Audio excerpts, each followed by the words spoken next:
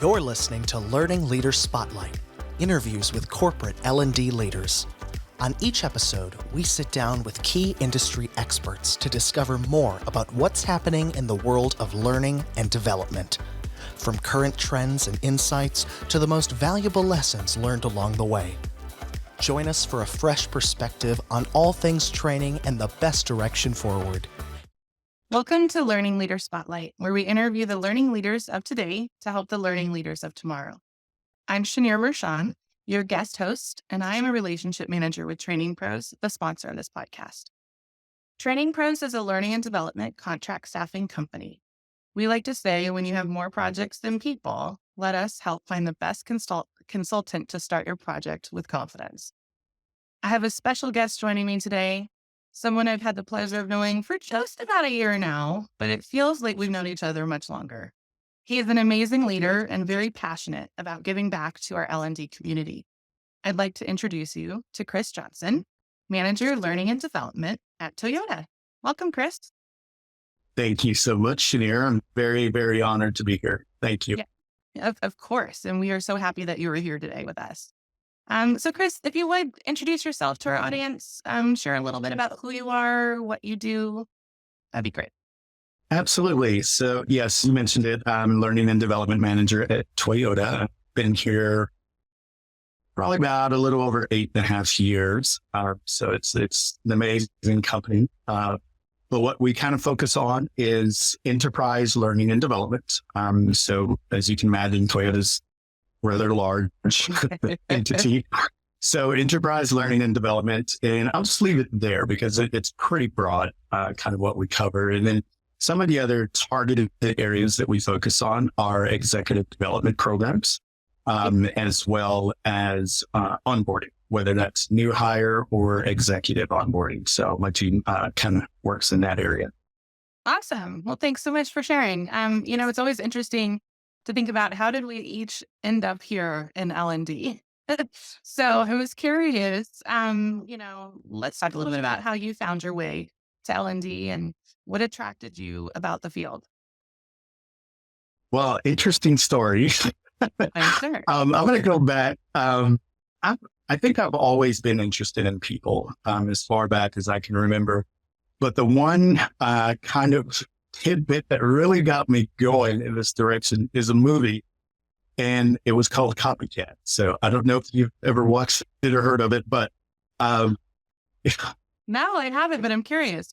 Yeah, so don't judge me, but it's a movie on it's based on serial killers. Sigourney Weaver was in it, and then Harry Connick Jr. plays one of the serial killers. And Sigourney Weaver's job was just super, super interesting to me. She was a profiler. And so that just kind of got me interested in, even deeper into why people do what they do. And so that kind of spawned it.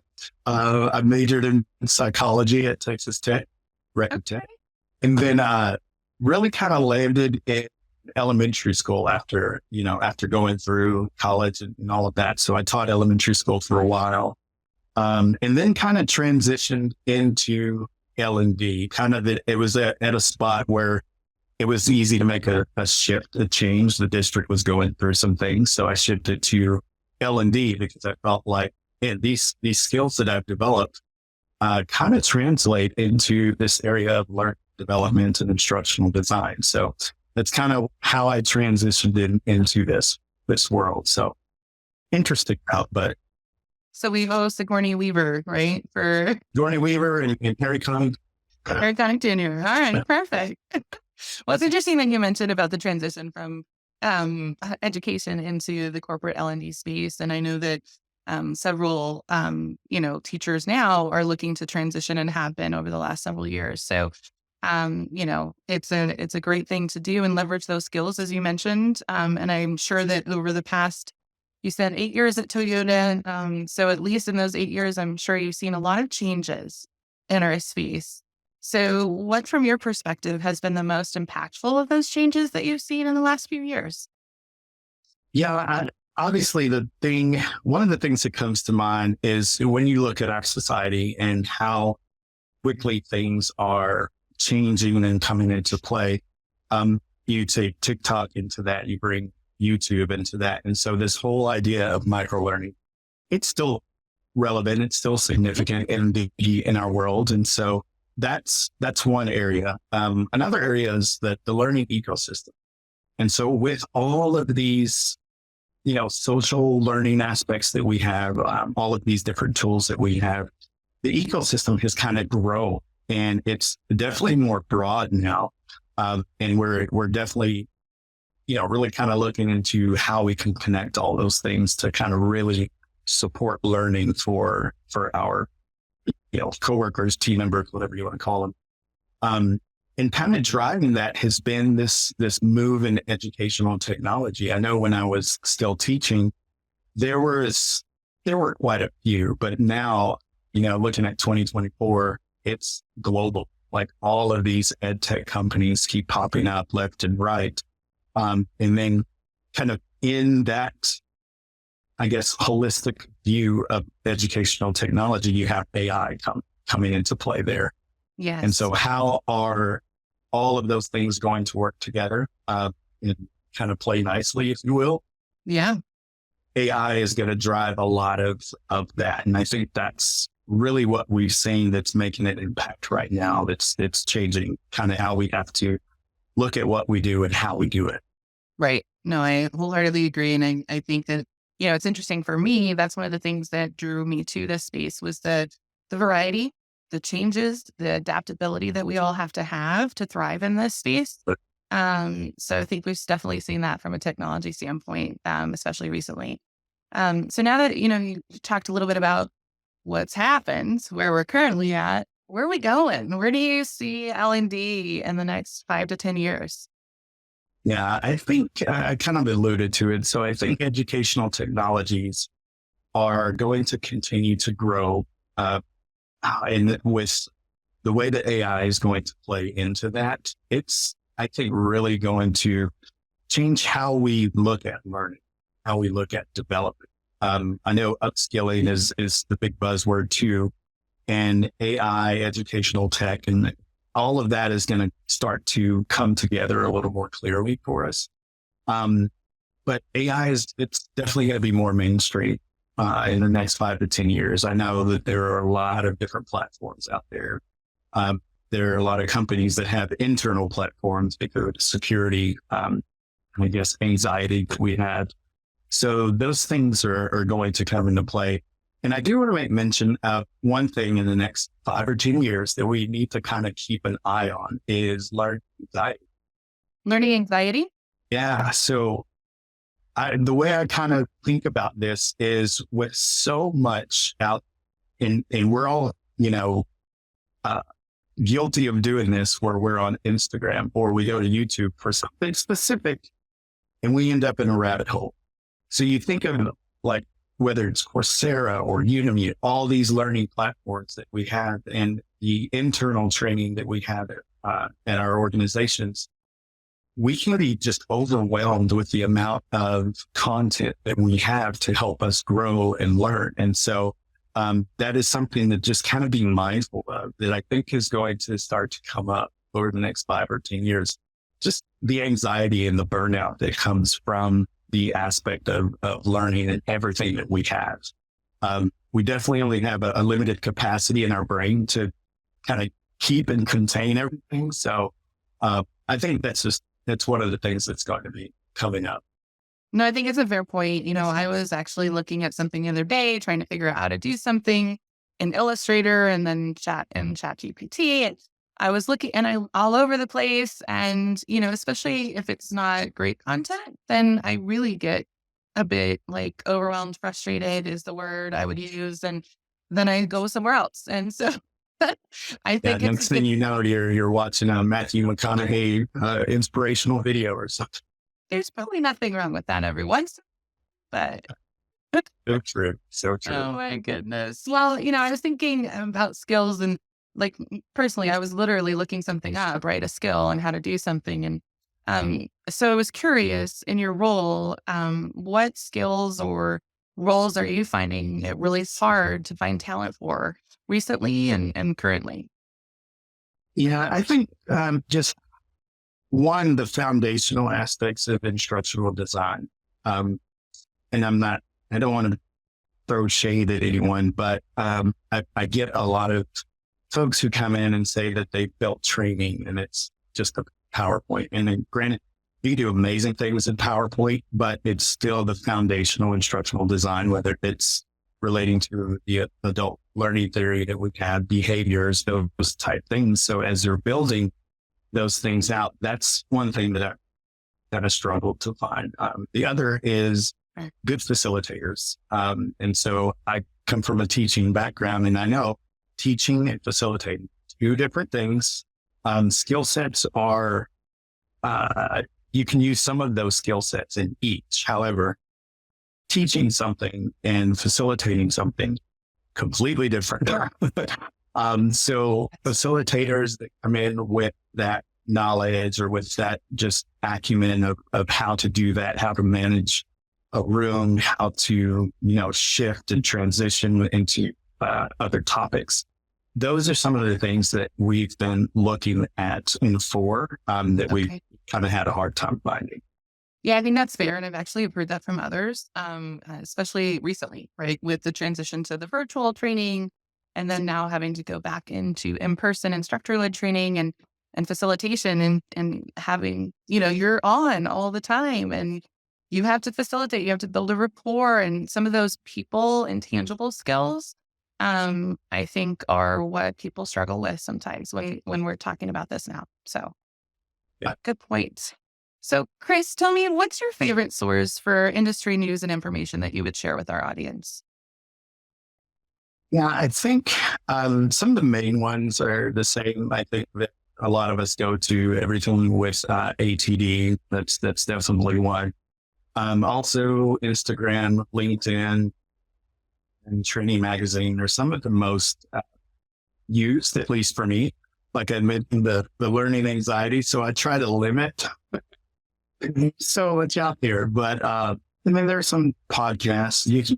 You can find a number of podcasts. This podcast actually is a great resource. So there are just some, you want to keep it kind of small, focus on what you've got. We use IC4P, I think is what it is. It's another resource too, since I am on the human resources side. So sure. Okay. Yeah. And I think, we attended an event recently, and you shared just even going out and being part of that local network is also a great place to get information. And kind of, I think you said it best when you said that you're wanting to see what others are doing, and it kind of benchmarks you and getting new ideas. So it doesn't have to necessarily be, a tangible thing, right? Right. Yeah. And I'm glad you brought that up, because I want to say this to everyone out there listening, that you kind of need to feed yourself with other like-minded individuals. It's going to help kind of reinvigorate your cause and what you want to do and how you do things. So definitely, want to suggest that you get involved and get around other like-minded learning and development leaders. Yes. Couldn't agree more. Get out of your comfort zone if it makes you uncomfortable, right? Yes, absolutely. All right. Well, if you think about tangibles now, so books. Tell me, Chris, what's one book that everyone wanting to move into L&D leadership should read? One? Are you serious? I can't choose one. I am an avid reader, listener. I love that we have Audible. Changed my world. But currently, actually, what I'm reading, like in my hands book that's really good, is Supercommunicators by Charles Duhigg. I love it. So far, it's great. I'm about halfway through. But just understanding how to communicate and talk to people. That's the majority of our job. When you think about it, whether we're consulting or whether we're sharing, here's our vision for how we want to deliver this training, or we're talking, just any, we'd have to be able to communicate clearly. And I think Supercommunicators is a great book for that. Of course, you can't go wrong anything with Adam Grant or Brene Brown or Simon Sinek. pretty much anything that they put out there is going to be impactful. One that I go back to often is, and this was surprising, but I heard a podcast with her, Ginni Rometty, and she wrote a book called Good Power. And Ginni was the former CEO at IBM. And so she gives really good insight on leadership and, really impacting how the IBM learning culture happened and expanded. So that book was really, really good. And then just the last one, I know it's way over one, but it's okay. I mean, that's all right. Yeah. This is a super fun read for parents. It's going to be terrifying and it's going to be exhilarating at the same time. And it's called The Anxious Generation by, I think it's Jonathan Haidt, Haidt, I believe. But it's a phenomenal book. It talks about really a phone-based, culture of kids that have grown up, as opposed to like what I grew up in, which was a play-based kind of culture. But those folks are coming into our environments. They're coming into the places where we work. And so they're going to have a little different nuance to how they interact with people. And so this book was kind of eye-opening from that standpoint. So it's a good read. I think that's great to think about all full circle, right? Including the new generation that will be coming in. And so it sounds like even if you're not a parent, that book would be beneficial and impactful for you. Absolutely. Yeah. Awesome. Well, thanks so much for sharing that. Sure. Well, Chris, thank you so much for appearing on our show today. My pleasure. It's been great. Good. I just want to express my sincere thank you. And as a gift to you for being on our show, we at Training Pros are going to plant 5 trees in your name. Oh, yeah. So Training Pros company charity is World Reforestation. We've planted over 3,500 trees already to date this year around the world. And so as our way of thanking you, we will just plant 5 additional trees in your name. And we so very much appreciate you joining us on the Learning Leader Spotlight podcast. Oh, thank you. This has been fun. I wish we had more time, but I thoroughly enjoyed this experience. Thank you. Good. Thank you so much for joining us for this episode of Learning Leader Spotlight. Thanks for joining us for the latest episode of Learning Leader Spotlight, interviews with corporate L&D leaders. You'll find links in the show notes to any resources mentioned on today's show. If you're enjoying our podcast, please subscribe so you never miss an episode and leave us a 5-star review. This episode is brought to you by Training Pros, the award-winning contract staffing agency that works exclusively with learning and development professionals to match the right consultants to client projects. If you're in corporate L&D and have more projects than people, let the industry practitioners at Training Pros provide you with the right L&D consultant to start your project with confidence. Find out how we make finding quality consultants easy by scheduling a consultation at www.trainingpros.com.